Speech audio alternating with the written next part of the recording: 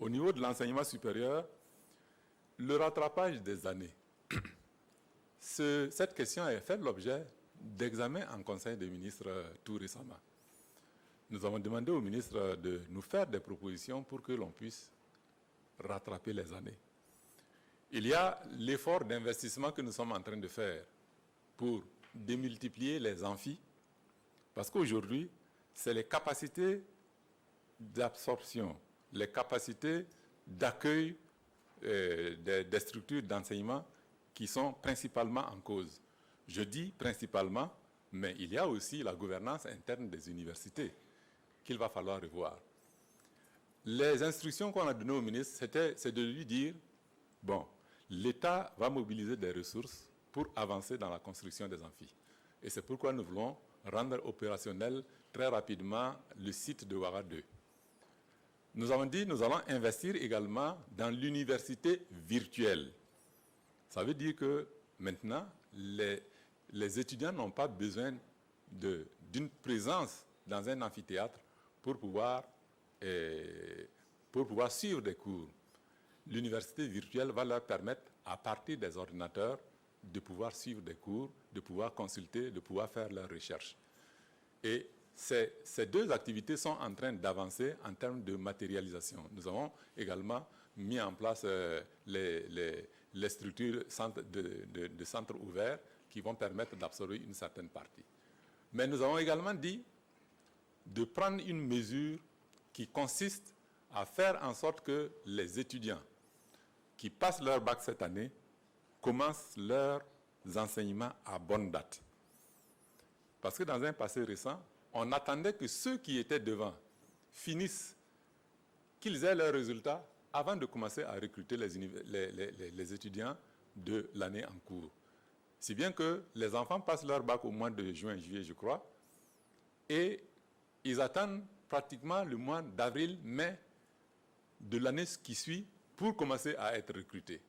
Alors que la rentrée scolaire dans tous les pays du monde, je crois, c'est à partir du mois de septembre, octobre, dans le pire des cas, novembre, pour ceux qui sont dans des structures avancées. Alors, nous avons dit, il faut que les étudiants puissent commencer à bonne date. Ce qui veut dire que nous avons des infrastructures pour accueillir ces enfants-là au bon moment, tout en laissant ceux qui ont du retard, pas de leur faute, mais du retard dans leurs enseignements, qu'ils puissent continuer pour pouvoir terminer et ensuite maintenant passer en classe supérieure éventuellement. Donc ce sont des mesures concrètes qui sont là, qui devraient permettre progressivement de rattraper un certain nombre de jours, un certain nombre de mois, et éviter que le chevauchement qui est devenu maintenant là récurrent puisse se poursuivre au niveau de nos universités. Et du reste, vous avez constaté qu'il y a beaucoup de centres universitaires polytechniques qui ont été créés dans les différentes régions, et ça rentre dans le cadre de la nécessité de contenir les étudiants des différentes régions dans leur localité d'origine, pour éviter que tout le monde ne remonte à Ouara ou à Bobo-Dioulasso. Bon, on sait qu'il y en a qui iront là-bas, mais au moins on a des capacités d'accueil à Tenkodogo, à Gawa, à Waiguya, à Koudougou, etc., pour pouvoir absorber une bonne partie des étudiants et faciliter le rattrapage que vous avez signalé. Au niveau de l'école, je me contenterai de parler juste des écoles fermées. Comparaison n'est pas raison, mais dans un pays voisin, ils sont à plus de 3000 écoles fermées, pour des raisons que vous savez. Nous étions à 1300 à un moment où nous avions mené des opérations de masse sur le plan sécuritaire pour essayer de ramener l'État dans un certain nombre de zones qui avaient été désertées par les administratifs. À l'époque, nous avions réussi à rouvrir plus de 450 écoles et ramener ce taux-là à 900 et quelques. Mais évidemment, depuis un certain temps, la recrudescence des attaques dans certaines zones, puisque c'est redescendu jusqu'au niveau du centre-nord, a créé encore la psychose et les écoles ont recommencé à fermer. Mais la stratégie que nous avons élaborée avec l'appui de nos partenaires techniques et financiers, c'est de voir la possibilité de travailler à faire en sorte qu'on mette en place deux scénarios. Pour les zones où réellement l'année est totalement compromise, nous allons prendre la responsabilité de déclarer l'année blanche. Parce que les élèves n'ont pas eu le temps réellement de rentrer dans leurs cours. On ne peut pas vouloir sauver l'année dans ces zones-là et on prendra des dispositions pour voir comment résoudre cette décision importante, mais difficile, que nous serons amenés à prendre. Jusqu'à présent, nous n'avons pas encore la décision finale du ministre de l'Éducation nationale et de la promotion des langues, parce qu'il est en train de faire une étude pour voir comment nous pouvons, dans le meilleur des cas, sauver l'année scolaire pour la grande majorité des élèves. Le deuxième scénario, c'est de dire, pour les zones où les enfants ont suffisamment avancé et qu'ils ont fait au moins les 3/4 de leur programme, nous allons essayer de les ramener dans des zones sécurisées pour leur faire une formation rapide avec un réajustement des curricula pour leur permettre de passer les examens de cette année. Dans tous les cas, le reste du territoire qui est sous contrôle devrait pouvoir commencer à bonne date les examens de fin d'année. Et du reste, je crois que comment vous appelez ces trucs-là? Les gens qui sautent et les épreuves sportives ont...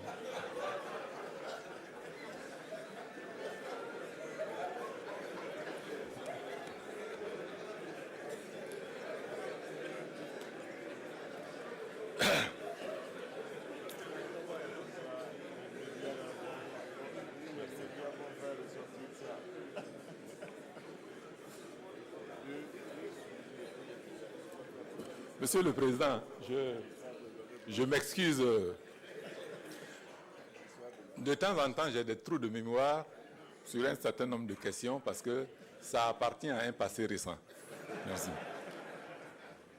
Et donc, les épreuves sportives vont commencer, si ça n'a déjà commencé, ce qui veut dire que l'espoir est réellement permis parce qu'on travaille à faire en sorte que ces enfants-là ne perdent pas leur année.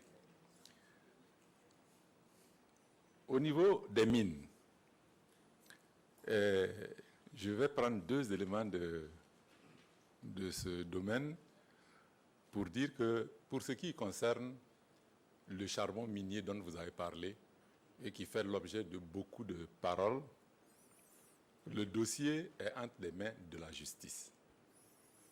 La douane a intercepté les wagons transportant le charbon. Le procureur a été impliqué et aujourd'hui, le dossier est entre leurs mains. Ils ont fait des expertises, des contre-expertises, ils ont fait venir des gens de l'extérieur pour regarder. Bon, tout ça là, c'est de l'argent qu'on met dedans. Ce n'est pas notre partenaire qui met de l'argent, c'est nous qui avons intérêt à ce que la question soit résolue. Donc, il faut que notre justice travaille pour qu'on ait des résultats. S'il est avéré qu'il y a fraude, ben, les sanctions vont tomber. Et je sais que si je dis que les sanctions vont tomber, c'est le ministre des Finances qui va se réjouir parce que ça va être des petits milliards qui vont tomber dans sa caisse. Mais en tout cas, le dossier est entre les mains de la justice et nous espérons que le dénouement va se faire dans les meilleurs délais et dans les meilleures conditions possibles. Et pour ce qui concerne les recommandations des enquêtes parlementaires que vous avez eu à faire sur le secteur minier, je vous ai dit que 77% des recommandations sont en application. Le fonds minier est déjà existant, il y a de l'argent dedans, il y a des miniers qui ont déjà contribué. On travaille avec les autres miniers pour que les conventions qui ont été élaborées puissent être éventuellement réaménagées parce que les conventions ont été élaborées avant l'adoption de cette loi qui crée le fonds minier. Et certains se prévalent de ces conventions-là pour dire « vous aviez dit que, etc. etc. » Alors donc, il faut négocier pour arriver à faire en sorte qu'ils adhèrent à l'idée et qu'ils payent leur quote-part parce que chacun va du fait qu'il prend des initiatives plus ou moins personnelles avec les communes avoisinantes ou les populations pour leur construire un CSPS ici, pour leur construire une route par là, pour leur construire une école par-ci. Mais nous voulons que tout ça soit coordonné et le fonds minier peut contribuer à faire en sorte que nous ayons une régulation dans le domaine. Au niveau de la santé, le dossier qui défraie beaucoup la chronique, c'est la construction de l'hôpital de Bobo-Dioulasso. Bon, j'ai envie de dire que c'est une tempête dans un verre d'eau parce que moi-même j'ai grandi à Bobo, mais je ne vais pas les attaquer. Parce que c'est une question qui est simple. Nous avons contractualisé avec nos amis chinois. Ils sont prêts à nous construire un hôpital, un centre hospitalier universitaire. Nous sommes partis à Bobo pour déterminer les sites. Le maire nous a proposé 3 ou 4 sites. Mais sur chacun des sites où la mission d'évaluation est partie, sur chacun de ces sites, il y a eu des problèmes. On ne peut pas, il ne faut pas que vous mettiez ça ici, bon, avec des surenchères qui ne disent pas leur nom. Évidemment, si on va dans une zone habitée et qu'on doit déguerpir les populations, il faut les dédommager. Et si on doit les dédommager, chacun y va de sa surenchère et c'est compliqué. Nous avons ciblé, je ne vais pas dire que nous avons ciblé la zone de la forêt classée de quoi pour le faire, mais nous avons investigué et nous avons vu qu'un des sites que nous avions proposé n'était pas loin de là où les Chinois ont décidé d'implanter l'hôpital, c'est-à-dire la forêt. Nous avons envoyé une mission qui a regardé et nous avons dit que compte tenu de l'état de déboisement de la zone qui a été choisie, on pouvait investir sans dommage sur la forêt classée. Deuxièmement, nous avions des engagements de la part de la République populaire de Chine de reboiser, puisqu'on leur donne 16 hectares, de reboiser 16 hectares équivalents et même d'étendre ça à 30 hectares de reboisement, à leurs frais. Les Chinois nous ont dit que si nous en sommes d'accord, même les arbres qui sont dans le site qu'ils ont choisi, ils vont les déterrer et aller les replanter dans la forêt classée. Alors, devant un investissement de 35 milliards, qui est une subvention, avec à l'appui ces promesses de notre partenaire chinois, nous étions fondés à aller dans le sens de leur accorder cet espace-là. Mais je voudrais confesser ici que le gouvernement a mal communiqué sur cette question. Nous avons mal communiqué parce que nous avons saisi le maire qui, sans attendre qu'un certain nombre de procédures soient engagées avec le ministère chargé de l'Environnement, a donné son avis favorable pour le déclassement de la zone. Et c'est ça qui a enflammé encore une fois les OSC, il y a des associations qui se sont créées, associations pour la défense de l'arbre de quoi. Bon, alors,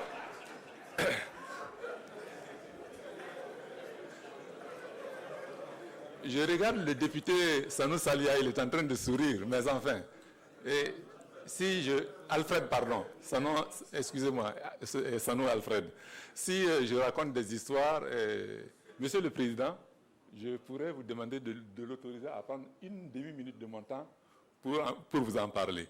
Alors, donc, voilà un peu la situation. Et je crois que nous avons essayé de rétablir les choses dans leurs faits et nous avons convoqué un conseil de cabinet. Nous sommes en train de réparer tout ça. En tout état de cause, je prends la responsabilité de dire à la représentation nationale que nous allons réaliser le projet en faveur des populations de Bobo et que nous allons mettre toutes les formes pour que la population accepte cet investissement sans penser que nous sommes en train de remettre en cause la protection de l'environnement, parce que ça aussi, ça nous tient à cœur.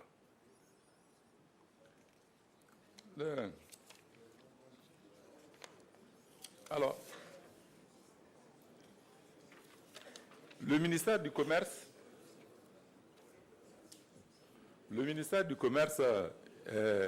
a été interpellé pour un certain nombre de questions. Le coton BT, c'est vrai, je crois que c'est le domaine dans lequel le chef de l'État s'est personnellement investi.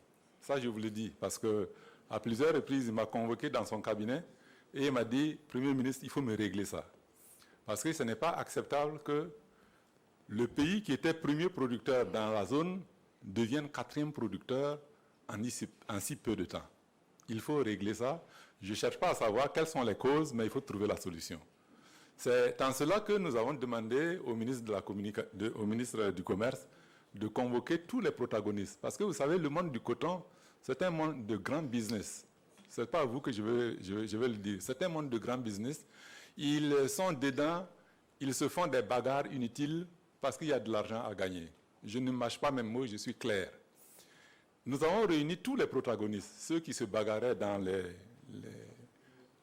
différentes unions, etc. Et on leur a dit, bon, voilà la vision et le choix du chef de l'État. Maintenant, débrouillez-vous pour que ça marche. Nous nous sommes retirés du coton BT parce qu'il y avait des problèmes de fibres. Notre coton ne se vendait pas bien sur le marché international. Mais aujourd'hui, les pays qui sont devant nous, le Mali, la Côte d'Ivoire, le Bénin, ils travaillent sur le coton traditionnel. Et malgré la culture du coton traditionnel, ils sont devant nous en termes de production. Ça veut dire que notre coton traditionnel auquel nous sommes revenus est capable de nous permettre de produire autant et de devenir encore premier producteur. Ce n'est pas le fait d'avoir abandonné le coton BT qui nous a amené à cette situation, mais c'est une question d'organisation de la filière. Il faut que l'on revoie la filière, que l'on se réorganise autrement et que nous fassions en sorte que les producteurs adhèrent et qu'on les soutienne pour qu'ils puissent aller de l'avant. C'est ce que nous avons fait cette fois-ci. Le prix du kilogramme de coton, qui était de 250 francs, je crois que c'est 250 si je ne m'abuse, qui était de 250 francs, on a dit on va donner 265 francs cette fois-ci. C'est un encouragement. Nous avons accepté une subvention de 13 milliards pour les intrants. Nous avons dit il faut maintenant évaluer le manque à gagner de la filière et une fois que nous aurons les chiffres précis de ce manque à gagner, le gouvernement verra ce qu'il peut faire. Est-ce qu'il y a meilleure disposition pour cela? Nous avons même mis en place un comité d'orientation et de suivi composé de ministres qui sont même sortis sur le terrain tout récemment pour aller rencontrer les producteurs, accompagnés du directeur général des directeurs généraux des différentes configurations, Sofitex, Faso Coton, etc., et accompagnés par les présidents des différentes unions, ceux qui se bagarrent tout le temps là. Donc, on ne peut pas mieux faire. Aujourd'hui, la volonté du chef de l'État, c'est de retrouver la place de premier producteur de coton en Afrique, parce que dans notre pays, vous avez près de 15 millions de personnes qui vivent de cette filière-là. Il faut qu'on fasse en sorte que les 15 millions-là ne tombent pas dans la paupérisation, dans la pauvreté. Et c'est ce qui motive aujourd'hui tous les efforts financiers que nous sommes en train de faire. Donc, je crois que la réponse est là. Maintenant, pour ce qui concerne le retour au coton BT, nos scientifiques de l'INERA et autres sont en train de travailler dessus parce qu'on leur a demandé de trouver la solution. Le coton BT ne fait pas notre affaire parce que la fibre est courte. Le coton traditionnel qui se vend bien sur le marché nous a fait reculer parce qu'il y a eu des difficultés de conception. Si vous pouvez nous trouver un type de coton qui nous permette d'allier les avantages du coton BT et du coton, c'est-à-dire du coton traditionnel, c'est-à-dire la longueur de la fibre, eh bien, nous sommes partants. Et je peux vous dire que nos scientifiques sont en train de travailler dessus. On attend les résultats de leurs investigations.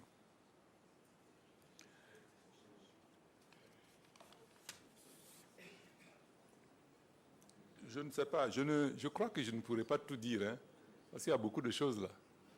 Monsieur le Président, Mesdames et Messieurs les députés, je crois que j'ai donné des informations sur l'essentiel des préoccupations. Je sais qu'il en reste. Je sais qu'il en reste. Je sais qu'il en reste.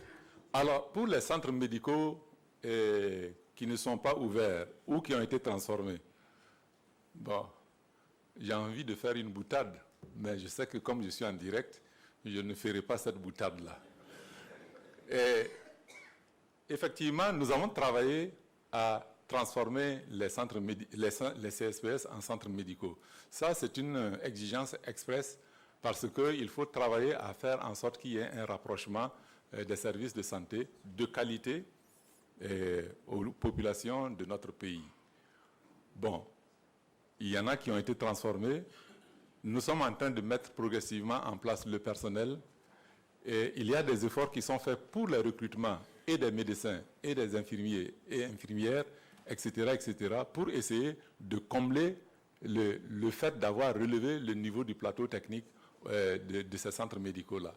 Mais je peux vous assurer que les efforts seront poursuivis et je vais demander au ministre de la Santé de faire le point de ce qui a été fait, puisqu'il y a encore 32 que nous sommes en train de transformer, qu'au fur et à mesure que nous transformons ces 35-là, que nous puissions progressivement ouvrir ce qui existe, parce que nous avons des médecins qui doivent être recrutés, mais également des médecins qui doivent être redéployés.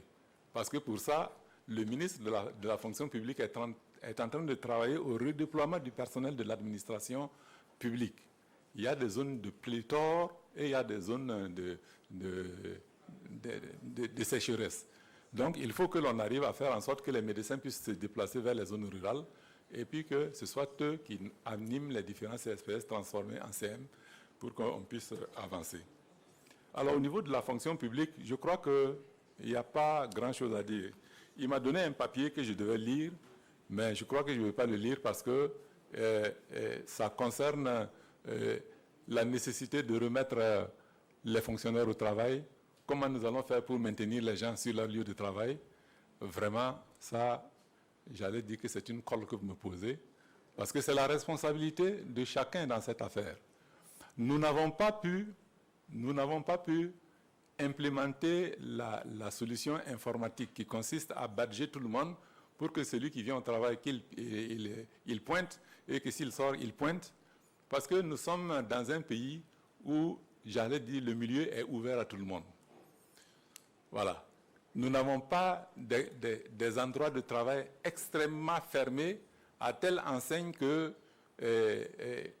on peut effectivement contrôler les agents qui rentrent et qui sortent à travers le pointage.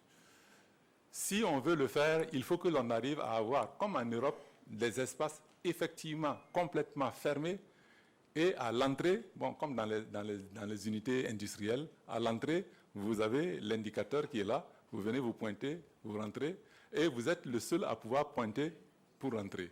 Et si quelqu'un vient vous voir, vous êtes obligé, on vous appelle pour que vous veniez ouvrir la porte pour qu'il puisse rentrer. Ce n'est pas le cas aujourd'hui. Si on décidait de faire ça, je crois que peut-être que vous serez les premiers à vous plaindre de cette... Oui, mais je suis en train de venir voir mon frère, on me dit que je ne rentre pas. Voilà. Alors donc c'est un peu compliqué pour tout le monde. Et je pense qu'on va y travailler. La modernisation de l'administration, on va y travailler. Et quand je dis on va sensibiliser, les gens disent ça fait 10 ans qu'on sensibilise, mais ça ne marche pas. Mais il faut continuer à sensibiliser, à faire en sorte que, bon, au niveau de nos sociétés, les gens puissent comprendre la nécessité de rendre le service public qu'ils doivent à l'État avant de s'occuper de leurs propres affaires. Alors voilà, l'aéroport de Dancin, vous avez demandé de faire le point. Je crois que c'est un projet qui avance. Certains ont dit que nous avons été dévancés. Les Sénégalais ont commencé après nous et puis ils ont inauguré. Bon, Niamey est en train de finir, ils vont inaugurer. Nous qui avons commencé avant eux, on est loin d'avoir fini. Mais j'allais dire que c'est de bonne guerre. Parce que, mesdames et messieurs les députés, je vais vous demander de vous retourner et de regarder d'où nous venons. Parce qu'après tout ce qui s'est passé dans notre pays, en termes de lutte politique, en termes de destruction, en termes de je ne sais quoi, évidemment, il y a beaucoup de choses qui ont été bloquées, dont les avancées ont connu des retards. Cependant, aujourd'hui, je peux vous dire que l'aéroport de Dancin avance. On a un partenaire technique qui est venu regarder, avec lequel les ministres ont fait un travail sur le schéma architectural. On a ils sont en train de finaliser, les pistes sont en construction, les appels d'offres ont été lancés pour les parties, construction de la tour, etc., etc. Je peux vous dire que d'ici la fin de l'année, vous verrez des choses concrètes au niveau de l'aéroport de Dancin. Peut-être pas l'aérogare que nous avons concédé au partenaire technique qui doit le financer et le réaliser. Mais toutes les autres parties qui concernent l'État, les financements sont mobilisés, les appels d'offres ont été lancés, les travaux vont commencer. Et je pense, Inch'Allah, que d'ici la fin de l'année, vous verrez au moins toutes ces parties visibles de l'aéroport sortir de terre et vous confirmer que nous allons dans la bonne direction. Maintenant, le premier vol, lorsque l'aéroport sera terminé, à moins que l'honorable député qui veut voir le premier vol, qu'il y monte et puis qu'on lui donne un parachute pour qu'il puisse descendre. Monsieur le Président, je crois que j'ai été un peu long. J'avais promis au Président de ne faire que 45 minutes d'intervention. Je crois que j'ai largement dépassé ce temps. Je m'en excuse énormément.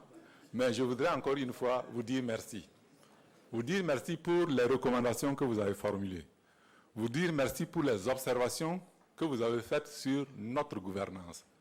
Vous dire merci pour les propositions que vous avez faites pour que nous puissions avancer. Je pense que cet état d'esprit qui est en train de se créer dans cet hémicycle est l'esprit qui doit rayonner sur l'ensemble de nos populations, parce que c'est vous qui êtes les représentants du peuple et vous avez la capacité de mobiliser ce peuple-là pour son développement. Je vous remercie.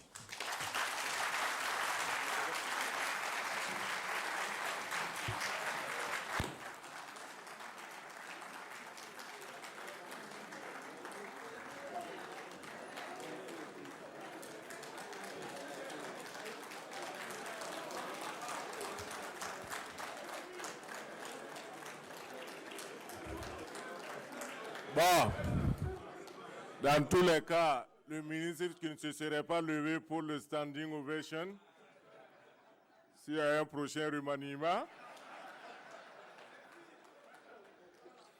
nous à l'Assemblée, nous ne sommes pas concernés.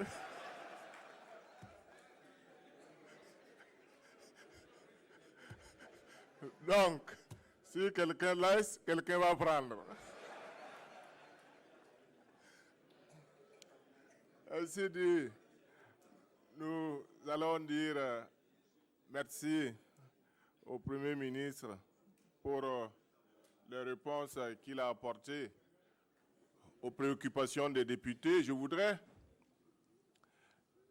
rappeler aux députés que c'est une continuité. Le Premier ministre est venu, il a essayé d'apporter des réponses. Dans tous les cas, les textes nous permettent de continuer avec ce discours sur l'état de la nation à partir du moment où nous avons la possibilité d'interpeller le gouvernement à tout moment pour venir répondre à nos préoccupations.